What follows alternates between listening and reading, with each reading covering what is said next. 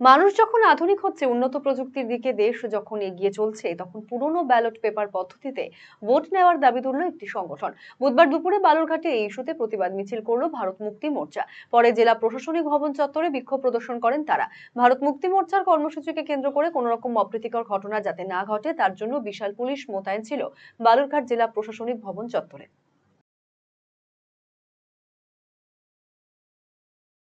আমাদের ৮ দফার দাবির ভিত্তিতে ভারত মুক্তি মোর্চার ব্যানারে গোটা ভারতবর্ষের ৩২টা রাজ্যে ৬২৫টা জেলায় একই দিনে একই সঙ্গে আমরা এই জেল ভরো আন্দোলন করছি ভারত মুক্তি মোর্চার ব্যানারে।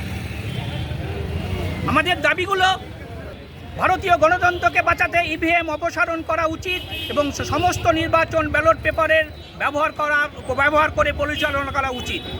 ২ নম্বর, অন্যান্য অনগ্রসতির বর্ণভিত্তিক আদমশুমারি এবং সকল বর্ণ গোষ্ঠীর বর্ণভিত্তিক আদমশুমারি করা দরকার।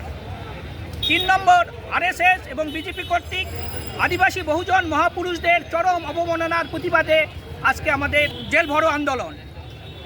৪ নম্বর, নতুন শিক্ষানীতিতে স্কুলগুলিকে একীভূত করা এবং শিক্ষা সংস্কারের নামে স্কুল বন্ধ করে দেওয়া একটি গুরুতর এবং বিপজ্জনক ষড়যন্ত্র। এর প্রতিবাদে আজকে আমরা জেল ভরো আন্দোলন করছি। রায়গঞ্জবাসীদের জন্য সুখবর, যারা দীর্ঘদিন ধরে পেটের সমস্যায় ভুগছেন তাদের জন্য রায়গঞ্জ দিশারিতে আসছেন ব্যাঙ্গালোরের প্রখ্যাত গ্যাস্ট্রোএন্টারোলজিস্ট ডাক্তার ইরশাদ আলী, এইচএমডি, ডিএনবি। এখন থেকে প্রতি মাসে নির্দিষ্ট দিনে ডাক্তারবাবুকে দেখাতে আজই যোগাযোগ করুন দিশারি হেলথ কেয়ার, উকিলপাড়া, রায়গঞ্জ শাখায়।